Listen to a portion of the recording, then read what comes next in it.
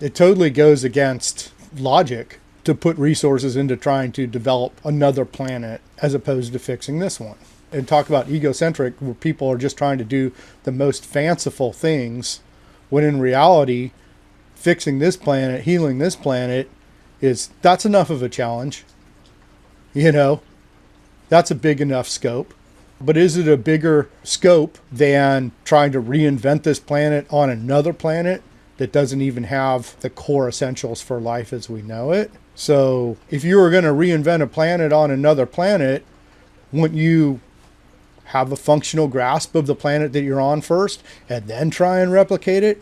Dial in what you got first and then go do something else. Because if you can't have life on this planet, what makes you think that you're going to encounter exponential obstacles on another planet and be successful? There's no logic in that. It doesn't follow any kind of logic format. So what's the extent of what we can do? Okay, there's something to be said for that. That part's understandable. Wow, the human, what can we do? What can we achieve? Space travel, AI, genetic modification, bringing the woolly mammoth back to life, like no one's seen Jurassic Park, you know. But okay, well, that's introspect in a way. That's attaching to our cognitive function in a way. But also, it's missing foundation. This is a big lesson. And every person has had to backtrack on an individual level.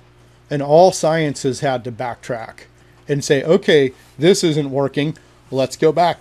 And business practice, this isn't working, let's go back. Take notes, let's go back. And so I think as a species, we need to do, hey, let's go back. We started going off into space, started doing all these things, now let's go back because we're losing our foundation. So in science, you don't want to lose your control group. And this is like a core essential thing. You don't want to lose a control group. You don't want to lose like the original genetic material. You don't want to lose the original process. That's why we go back. That's why we have science. That's why we have the scientific method, and that there's a control group. So you have something that you know works. And then you can experiment from that, and you always go back to the control group.